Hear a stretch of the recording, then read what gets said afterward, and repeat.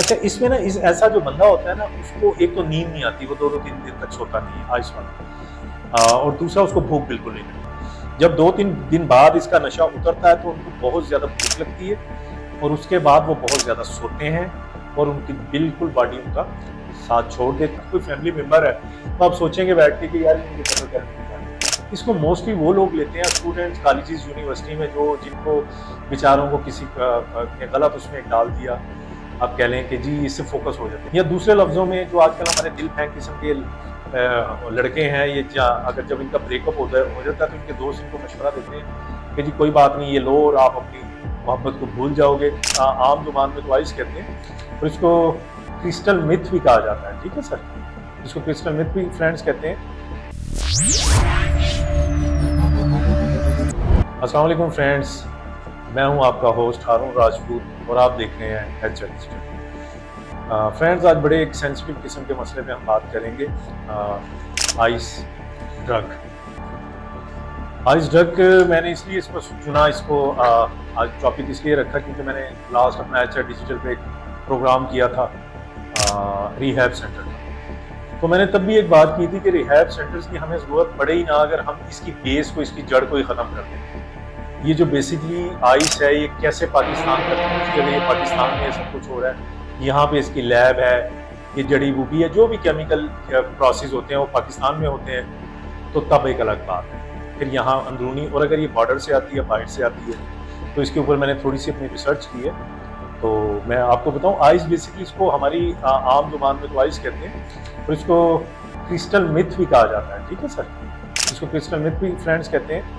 और बेसिकली ये जो आप लेते हैं, इसके 2-3 तरीके होते हैं लेने के। आप इसको सिनप भी करते हैं, आप इसको जिस तरह सूंघते हैं। बाकी इसका एक ख़ास तरीकाकार होता है, पाइप होता है ग्लास का, उसके बाद उसको गर्म करके, मैं नहीं चाहूँगा कि उसकी मैं यहाँ पे प्रमोशन करूँ, यानी कि इसको आप इंजेक्ट भी कर सकते हैं, और काफ़ी लोग इसको निगल भी लेते हैं। और जो आप सिनप करते हैं या आप इंजेक्शन लगाते हैं, इसका फ़ौरन आपको उसी वक्त नशा स्टार्ट हो जाता है। और जो आप इसको निगलते हैं, बकौल जो मैंने माहिरीन से बात की है, आपको ये रिसर्च बेस्ड बात है सारी, मैं बता दूँ तो वो ये कहते हैं कि उसको फिर 25 से 30 मिनट लगते हैं आपको ना उसका नशा स्टार्ट करने में। अच्छा, अब ये बेसिकली है क्या, ये इसका हम देखते हैं। पहले तो हम ये कहते हैं कि ये बेसिकली ये अगर इसका सिंपल सा तारुफ मैंने करवा दिया, और ये एम्फेटामिन एक होता है, ये उसी को आप इसको सिंपल लफ्ज़ों में एम्फेटामिन भी इसको कहा जाता है। अच्छा, अब ये है कि जो अभी तक मुझे जहाँ तक पता चला है, ये बेसिकली अफ़गानिस्तान से ज़्यादा ये हो रहा है।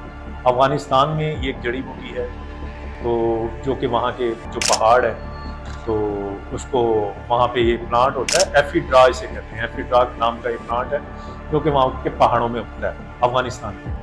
अच्छा, हमारे पाकिस्तान में जो मेरी ज़राए के मुताबिक बात हुई है, पहले जनूबी अफ्रीका से बहुत ज़्यादा था ये सिलसिला, मे भी जनूबी अफ्रीका से आती होगी। अभी फ़िलहाल हमें जो ये लानत का सामना करना पड़ रहा है, इसमें अफ़गानिस्तान सर फहरिस्त है। पोस्त और हीरवन तो वहाँ पहले ही आम थी, आपको पता है, अफ़गानिस्तान में। तो अभी ये जो एफिड्रा नामी है, ये एक प्लांट होता है जी, तो इसको एक पौधा है जो कि अफ़गानिस्तान में अमूमन काश्त करते हैं ये लोग ना। तो इसके बाद इसको फिर इसका प्रोसेस किया जाता है। प्रोसेस के बाद इसकी लैब में कुछ इसके साथ वो करते हैं। Based out of Afghanistan. He is into smuggling of drugs out of Pakistan. उसमें उसके साथ करके इसको, वो एक लैब होती है इसको मुकम्मल, यानी कि आप ये कह लें कि रा जो है वो राफा एक पौधा होता है, जिसका मैंने आपको नाम एफिड्रा बताया। उसके बाद उसके ऊपर कुछ और चीज़ें मिक्स करके ये उसको आइस का फिर वो एक दे देते हैं, इसको नाम दे देते हैं। अफगानिस्तान में कहते हैं कि तालिबान की, और तालिबान जितना दीन का बात करते हैं, और मैं खुद उनका किसी हद तक उनकी बात जो बाइट आते हैं, मैं तो खुद फैन हूँ कि चलें वो दीन को एज ए मुस्लिम मैं समझता हूँ कि वो दीन पे बड़ा सख्ती से अमल पैरा रहते हैं, और नमाज वगैरह के हवाले से अच्छा बात है। मगर मुझे एक बात नहीं समझ आती, मेरा ये क्वेश्चन तालिबान से ही है कि क्या ये जो नशा है, ये इस्लाम में आप इसको इजाज़त देते हैं कि नशा जो है इस्लाम में हलाल है?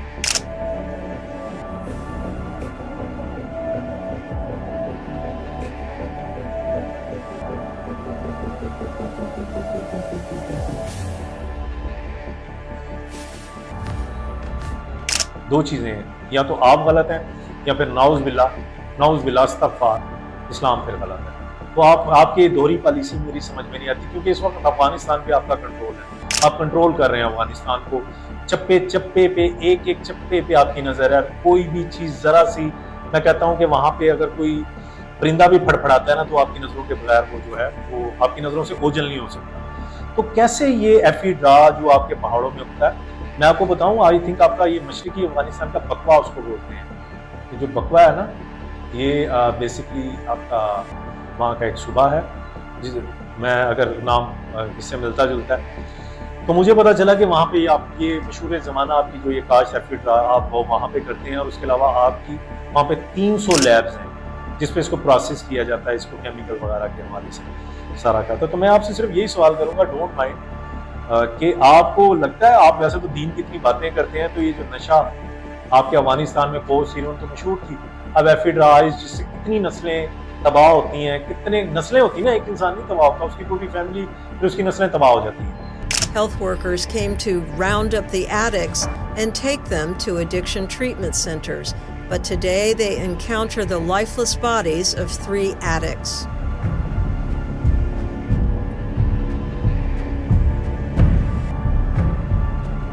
तो मैं पूछता हूँ कि यहाँ पे इस्लाम आपको क्या कहता है, प्लीज़ मुझे जवाब ज़रूर दीजिएगा। और जहाँ तक मेरी इंफॉर्मेशन है, आप लोग उनसे आज से 4 साल पहले, सर डेविड हैं, उन्होंने एक मजमून लिखा था कि आज से 4 साल पहले तक की मैं आपको बताता हूँ कि आप लोग वहाँ से इनसे 50 लाख डॉलर जो है वो आप टैक्स लेते थे। किस जुमरे में?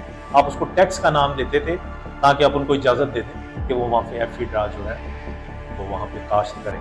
यानी आप उस जुमरे में, टैक्स के जुमरे में, दूसरे लफ्जों में फिर आप उसमें इन्वॉल्व होंगे जो आप उनसे 50 लाख डॉलर लेते रहे। ये रिपोर्ट बता रही है आज से 4 साल पहले की। अब अगर कोई सुधार आ गया हो, अल्लाह करे, अगर सुधार आया होता तो इतनी आईसीसी को एक्सेस ना होती पाकिस्तान में, क्योंकि पाकिस्तान और हम बॉर्डर शेयर करते हैं अपना अफगानिस्तान के साथ। तो ये मेरा क्वेश्चन था कि हम इस्लाम अगर हैं तो हमें फिर पूरा सिर्फ दाढ़ी या सुन्नत में, मैं दाढ़ी की बहुत इज्जत करता हूँ, तो मैं ये नहीं समझता जिस तरह अफगानिस्तान वालों ने या बिलखुसूस हमारे यहाँ पे कुछ लोग हैं वो ये कहते हैं इस्लाम तो एक हर चीज़ से मना करता है, हर बुराई से मना करता है। तो ये मेरा आपसे सवाल था। अच्छा, उसके बाद जी फ्रेंड, जिसका जो बेसिकली है, ये मैं आपको बता दूं कि इसके जो है ना, आपकी निशानियां क्या हैं, इसमें आप कैसे किसी को पहचान सकते हैं किस बंदे ने आइस ली हुई है।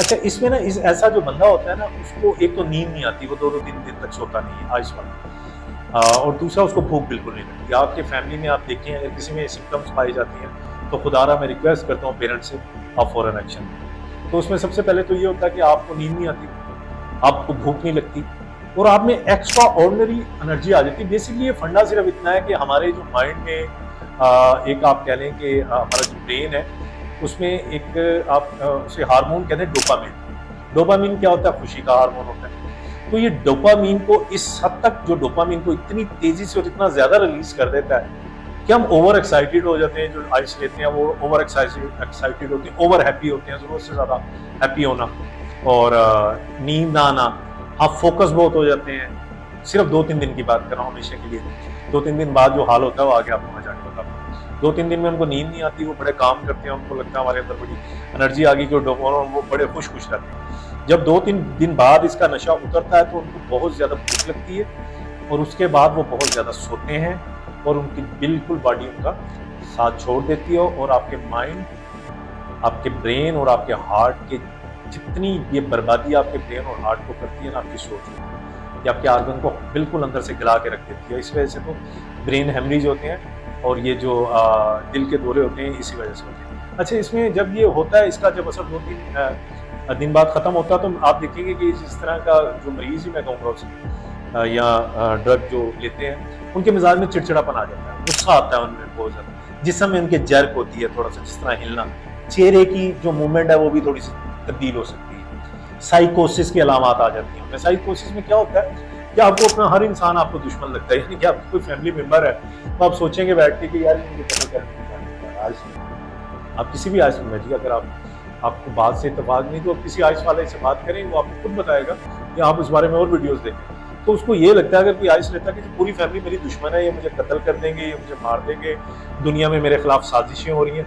यानी उसको लगता है कि हर चीज़ बेसिकली ये जो है ना, ये इंसान जब 2-3 दिन बाद उसको ना, ये 2-3 दिन की तो उसके खुशी से गुजर जाते हैं, उसके बाद आपको उसको नेगेटिव थॉट आना शुरू हो जाता है। वो बंदा अपनी एक ख्याली दुनिया क्रिएट कर लेता है, एक ड्रीम वर्ल्ड होती है उसकी, जिसका हकीकत से कोई ताल्लुक दूर दूर तक नहीं होता।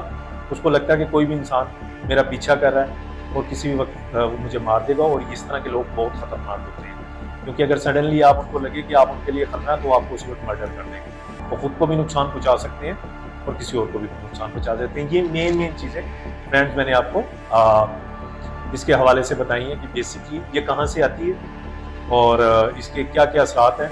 अच्छा, अब इसको लेता कौन है, सबसे अहम बात, इसको मोस्टली वो लोग लेते हैं स्टूडेंट्स कॉलेजेस यूनिवर्सिटी में जो जिनको बेचारों को किसी ने गलत उसमें डाल दिया, आप कह लें कि जी इससे फोकस हो जाते हैं। यार फोकस होते हैं 2 दिन के लिए होते हैं, आप एक फोकस होने के लिए आप इतना बड़ा रिस्क ले रहे हैं, आप अपनी लाइफ को ख़त्म करने पे तुल गए हैं 2 दिन के लिए आप। यार मैंने तो बहुत बार क्वेश्चन किया, फिर दोबारा कर लेता हूँ कि यार इतने बड़े बड़े जो हमारे नाम के हैं, मैं डॉक्टर अब्दुल कदीर खान से शुरू करता हूँ जिन्होंने हमें एटमी मुल्क बनाया। क्या वो आइस लेते थे? उन्होंने आइस लेके हमारे मुल्क को एटमी ताकत बनाया। इतने बड़े बड़े जीनियस लोग पाकिस्तान में पढ़े हैं, पूरी दुनिया में हमारे डॉक्टर्स हैं, क्या वो आइस लेके यहाँ से गए? उस वक्त आइस का नाम निशान नहीं था। तो अपनी गलतफहमी दूर करें। इसको ज़्यादातर फ्रेंड्स लेते हैं स्टूडेंट्स और यूनिवर्सिटी कॉलेजेस के, या दूसरे लफ्ज़ों में जो आजकल हमारे दिल फेंक किस्म के लड़के हैं, ये अगर जब इनका ब्रेकअप हो जाता है तो इनके दोस्त इनको मशवरा देते हैं कि जी कोई बात नहीं, ये लो और आप अपनी मोहब्बत को भूल जाओगे, आपको उसकी याद भी नहीं आएगी। तो ये उसकी वजह से भी लेते हैं आप। ये मैं आपको अपनी बहुत ज़्यादा एक्सपीरियंस बता रहा हूँ, जो मैंने सुना है, देखा है और मैंने खुद उसको स्टडी किया, ऑब्जर्व किया। तो ये चीज़ें होगी, तो प्लीज़ बाज आ जाएँ। ये मैं फिर कहूँगा कि ये सारी जिम्मेदारी घर वालों की है कि आप फोकस करें, बच्चे को देखें कि वो एकदम उसकी जो एक्टिविटीज़ हैं वो चेंज हो गई हैं, उसका लाइफस्टाइल चेंज हो गया और रातों को सो नहीं रहा, वो खाना सही से नहीं खा रहा। अच्छा, इसमें ना आपकी आंखों की पुतली भी थोड़ी सी बढ़ जाती है। आपको एक और भी दे रहे हैं, जो हमारी आइज़ होती है इसमें हमारी आंखों की पुतली भी थोड़ी सी फैल जाती है, इस तरह भी आप पकड़ सकते हैं। और अगर इस तरह का आपको, तो खुदा का वास्ता, ये वाहिद नशा है, ह्यूमन चर्च, इतनी जल्दी से लोग इसके एडिक्ट नहीं होते। ये एक दफ़ा आपने ले लिया तो आप इसके फिर आपको छोड़ना बहुत मुश्किल होता है, आप इसके बगैर बिल्कुल नहीं रह सकते। ये बहुत ख़तरनाक नशा। Friends, I request you again, please, I request to all parents, हमारी लॉ एनफोर्समेंट एजेंसीज को मैं कहता हूँ कि प्लीज़ आप लोग क्या कर रहे हैं यार, मुझे ये बताइए प्लीज़। आप किसी शहर का, मैं कह रहे हैं, मैं मुल्तान में रहता हूँ, लाहौर में रहता हूँ, आपसे मैं एक सवाल करता हूँ, क्या मैं गलत हूँ? आप अभी बाहर निकले, अगर आपको आइस की जरूरत है आपको फ़ौरन मिल जाएगी। कहाँ से आती है? अगर ये अफगानिस्तान या जनूबी अमेरिका से आ भी रही है तो यहाँ पे इतनी ईजी क्यों है? हम जो रिहैब सेंटर्स पे बाद में 10-10, 20-20 लाख रुपए अपने बच्चों के लिए खर्च करते हैं, हम अपनी पूरी फैमिली जो है, हमारी पूरी फैमिली इस तरह ट्रॉमा से गुजरती है, तो क्यों नहीं इस जड़ को ही ख़त्म कर दिया जाए? तो क्या ये समझा जाए कि फिर ये कोई साजिश तो नहीं है कि जितने हमारे, मैं नहीं किसी का नाम लेता, ये रिहैब सेंटर्स वाले और ये फिर कुछ हमारी काली भेड़े जो आप कहना चाहिए कि हमारे किसी भी अदारे में है, लॉ एनफोर्समेंट में, वो तो कोई साथ मिलकर कोई प्लान तो नहीं हो रहा? क्योंकि क्यों इतनी इजीली, इसकी इतनी इजीली एक्सेस क्यों है? मैं पूछता हूँ, आप पुलिस कहाँ है, कहाँ है अदारे, कहाँ है एंटी नार्कोटिक्स? आप खुद को कर लें। मैं अभी कमेंट में मुझे लिखें कौन सा ऐसा इलाका जहाँ से आइस नहीं करती। आप निकलें बाहर, आपको 70 जगह से आइस मिलेगी। कहाँ से लेते हैं ये लोग, जो ये स्टूडेंट्स हैं? ईजी कॉलेजेस यूनिवर्सिटीज़ में हैं। तो ये इसमें काफ़ी लोगों ने रिसर्च की है, कुछ हमारे हमसाया मुल्क के लोग भी हैं, मगर कहना चाहिए कि उन्होंने अच्छी रिसर्च की है और उन्होंने भी इसका जो गढ़ है वो यही बताया कि ये basically Afghanistan. Especially when we come here in the winter, our goal is to save their lives. They may increase the dose due to cold or chills. When they overdose, they do not feel it. Therefore, this causes their death. ये अफगानिस्तान में हो रहा है, तो उसके लिए तो हमारे तालिबान जो हैं, मेरी उनसे रिक्वेस्ट है कि प्लीज़ इस्लाम पे पूरा अमल करें, ना कि सिर्फ दुनिया को दिखावे के लिए आके सब कुछ करें। तो ये सारा जी एक प्लांट भी मैंने आपको बता दिया, एफिड्रा प्लांट है, और दोबारा से आपको बता देता हूँ जो मैंने आपको बताया कि ये एफिड्रा नाम का प्लांट। अच्छा, पाकिस्तान में भी मेरी थोड़ी सी रिसर्च है, अगर कोई इस रिसर्च से फ़ायदा उठाना चाहे और इस पर अगर कोई काम करना चाहे, अगर नीयत हो तो किया जा सकता है। और आप समझ रहे हैं कि मैं किन की बात कर रहा हूँ, कौन कर सकते हैं इसको और किस तरह इसके ख़त्म, हमारी यही लॉ एनफोर्समेंट एजेंसी जो है। अच्छा, पाकिस्तान में फ्रेंड्स ये कैसे हो रहा है कि हमारे अक्सर आपने देखा होगा खांसी ज़ुकाम के जो सिरप होते हैं, इसमें एक होता है सोडो एफिड्रीन बोलते हैं उसको, सोडो। अच्छा, इसको भी केमिकल तब्दीली के साथ जब इसको आप तब्दील करते हैं ना, सोडो एफिड्रीन को, तो फिर एफिड्रीन और बाद में फिर इसको एम्फेटामिन में चेंज कर दिया जाता है। यानी कि इस तरह होता है कि जो खांसी जुकाम में आप यूज़ करते हैं सोडो एफिड्रीन, इसको भी डबल प्रोसेस करके एफिड्रीन और फिर एम्फेटामिन में इसको तब्दील किया जाता है। और मैं आपको एक और बात बताता चलूँ कि जो एक्सपायर मेडिसन है उससे भी ये बनता है, यानी कि उससे भी केमिकल। तीनों मैंने आपको बता दिया। पहले जनूबी अमेरिका से मेरी रिसर्च के मुताबिक आता था, फिर अब अफगानिस्तान मेन है, उसके बाद उनकी वहाँ पे लैब्स हैं, बकवा जो मैंने आपको बताया उनका सुना। और पाकिस्तान में ये जो खांसी जुकाम के सिरप हैं जिसमें बिलखुसूस सोडो एफिड्रीन यूज़ होता है, ठीक है जी, इसको फिर सिंपली एफिड्रीन और उसके बाद इसको एम्फेटामिन में कन्वर्ट करके आइस बना दी जाती है, जो कि हमारे बच्चों का दबाव बर्बाद करिए, हमारी नस्लों को तबाह कर रही है। तो प्लीज़ खुदारा मैं रिक्वेस्ट कर दूँगा लास्ट में कि अपने बच्चों पे नज़र रखें। आपके बच्चे क्या एक्टिविटी में हैं, उनकी सोबत क्या, किस वक्त उठ रहे हैं, किस वक्त बैठ रहे हैं। रिहैब सेंटर बहुत बात की बातें हैं। रिहैब सेंटर्स का तो हमें ज़रूरत ही ना पड़े अगर हम इसकी जड़ को, बेस को ही ख़त्म कर दें। और लास्ट में मैं अपनी रिहैब सेंटर कम्युनिटी को भी, जो भी हैं, जो भी लोग इसमें हैं, वो एक बिज़नेस बना दिया गया पाकिस्तान में कि बड़ी मोटी तगड़ी उनसे फीसें ली जाती हैं। अगर कोई बेचारा गरीब है वो तो भर ही नहीं सकता, सिवाय 1-2 सेंटर्स को छोड़ के, बाकी बहुत मोटी फीसें ली जाती हैं उनसे। मामूली बात है, 5-10 लाख रुपया, 10 लाख रुपया पर मंथ और 2-3 महीने का कोर्स होता है। आप खुद देख लेंगे बजट कहाँ पे जाता है, कोई गरीब इंसान इसको नहीं वो कर सकता। तो मैं रिक्वेस्ट करता हूँ कि अपना बिजनेस मत चमकाएं। अगर कोई आपका जो रियल आपका जनरल प्रोसेस है ना, वो बेसिकली आपने उनको डिटॉक्सिफाई जब करना होता है ना, उसके बाद सब कुछ उन्होंने घर में रह के करना होता है। ये जो आप फॉलो अप के नाम पे और ये जो आपके ड्रामे हैं सारे, प्लीज़ इसको बंद करें। एक तो वो वैसे लुटे हुए लोग होते हैं, मजीद आप लोग उनको कंफ्यूजन में डाल के उनका बेड़ा फर्क करते हैं। और उसके बाद मैं जी अपना लास्ट में अपना यहाँ पे जो तारुफ है वो करवाता जाऊँ अगेन दोबारा, किसी तारुफ की मोहताज नहीं है। और बहुत फेमस साइकोलॉजिस्ट हैं, मैं बात कर रहा हूँ डॉक्टर समर फहद की, जो कि लास्ट टाइम भी उन्होंने बात की थी हमारे साथ एक अच्छे टॉपिक को लेके। तो इसको हम ये देखते हैं कि ये क्यों होता है, और एक बच्चा या कोई भी है इस फोकस स्टडी के अलावा क्यों हम लोग इस तरह के तरफ जाते हैं, इसके पीछे मुहर्रकात क्या हैं और किस तरह हम इनकी करैक्टर बिल्डिंग कर सकते हैं। इस हवाले से जी मिस समर, मैं वेलकम कहता हूँ आपको शो में। अस्सलाम वालेकुम। जी अस्सलाम वालेकुम, थैंक यू वेरी मच हारून साहब। आप बताएं कि क्या है ये बेसिकली जो हमारे नशे की तरफ हमारी नौजवान नस्ल इसकी तरफ जा रही है, तो आप इसको कैसे आप देखती हैं अपनी, और क्या आप क्या समझती हैं कि किस तरह इसको कंट्रोल कर सकते हैं? For realizing the importance of psychology and mental health in every social phenomena.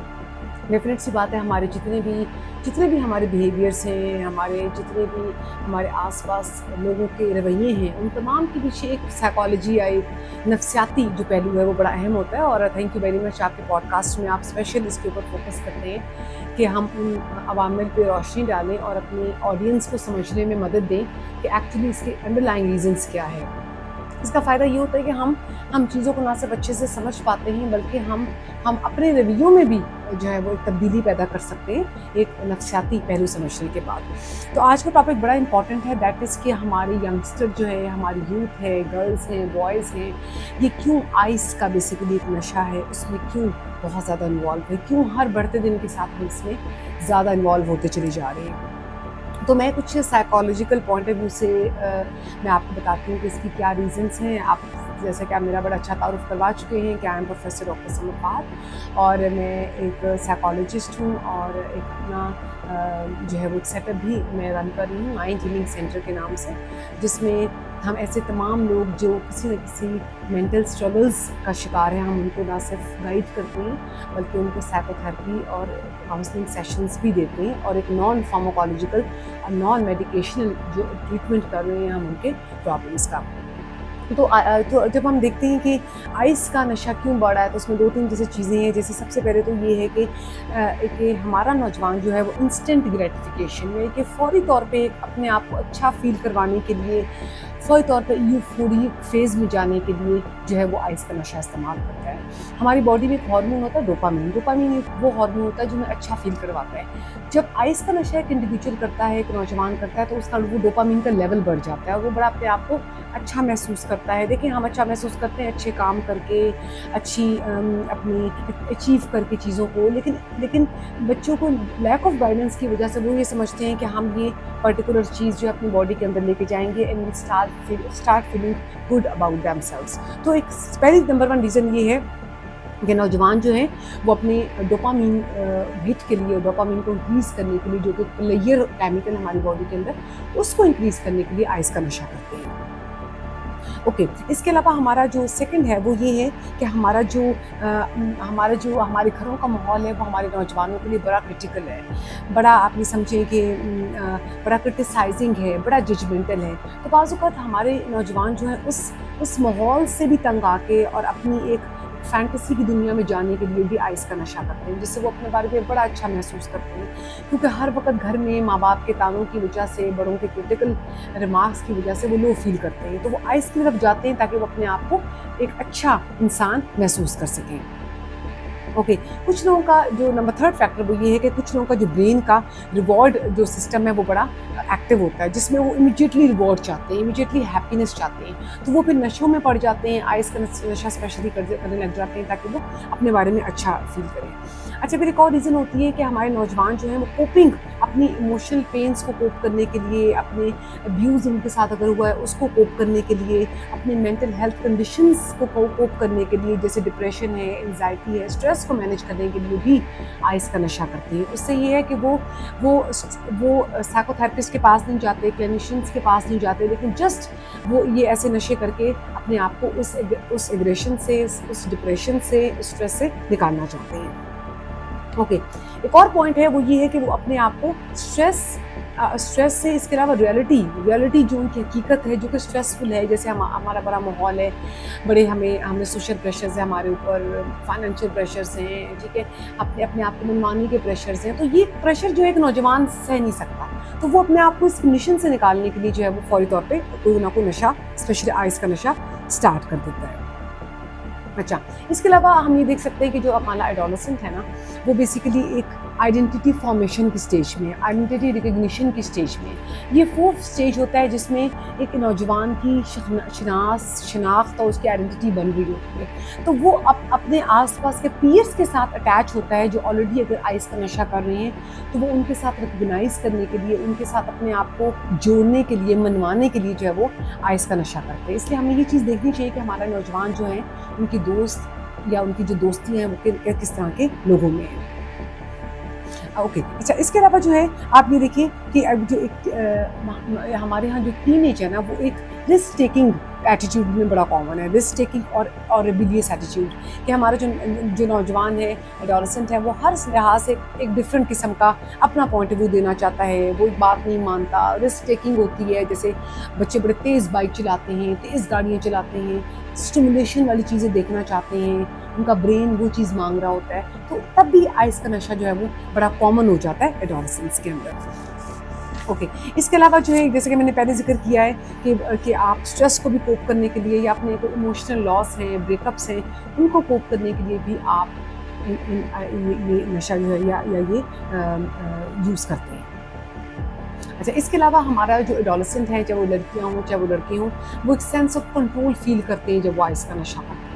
उनको ये फीलिंग आती है कि वो प्रोडक्टिव हैं, उनमें कंट्रोल की फीलिंग आती है कि चीज़ें हमारे कंट्रोल में हैं।